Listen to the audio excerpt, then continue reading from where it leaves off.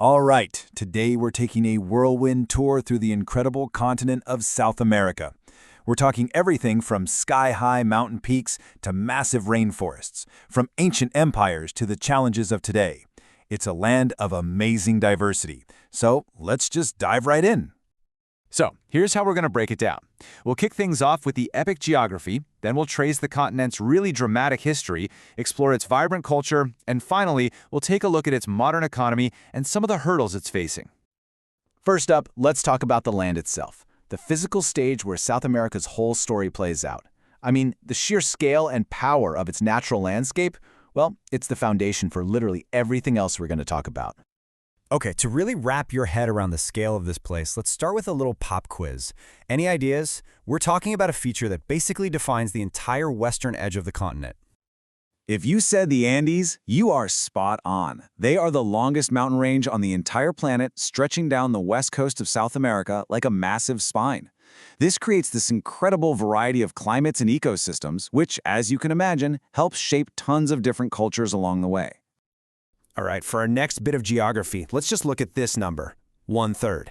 What do you think that represents when we're talking about South America? Here's a hint. It's something huge, green, and absolutely essential for the health of our planet.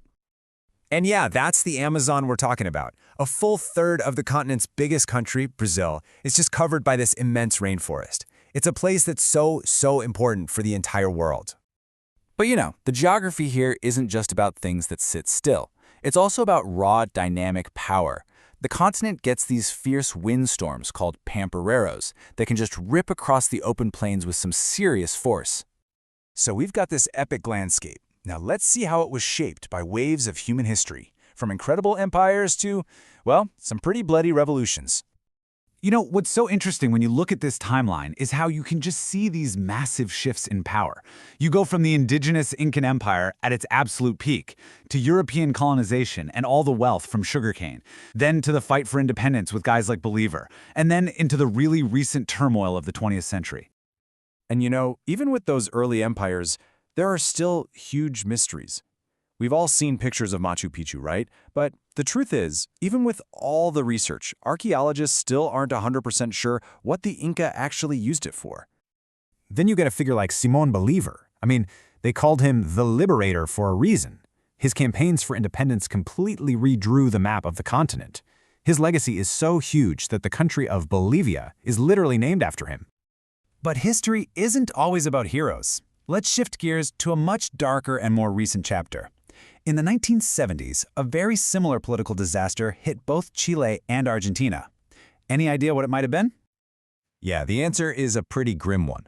Both countries suffered from violent military coups. And these weren't just simple changes in government. They brought in these brutal dictatorships where thousands of people were killed or just disappeared by their own governments. So, you've got a continent with this intense history of conquest and resistance. How does all that get expressed? Let's take a look at how it all forged this incredibly unique and resilient cultural identity. Capoeira is such a perfect example of this. In Brazil, you see it, and it looks like this graceful, athletic, beautiful dance. But its roots, it was actually developed by enslaved people as a way to practice self-defense, disguised as a dance so their masters wouldn't know. Art and resistance, all in one. Now, just listen to this line from the Nobel Prize winner Gabriel Garcia Marquez. It's just a perfect little window into a style of literature that feels so uniquely South American, where the bizarre and the everyday just exist right next to each other. That style is called magical realism. And it's not really fantasy. It's more like a way of writing where these extraordinary, even supernatural things are just presented as a totally normal part of reality. Like finding an old man with giant wings in your courtyard is just another Tuesday. All right, for our final section, let's bring things into the present. What's driving the continent's economies today, and what are some of the make-or-break challenges they're facing as they look to the future?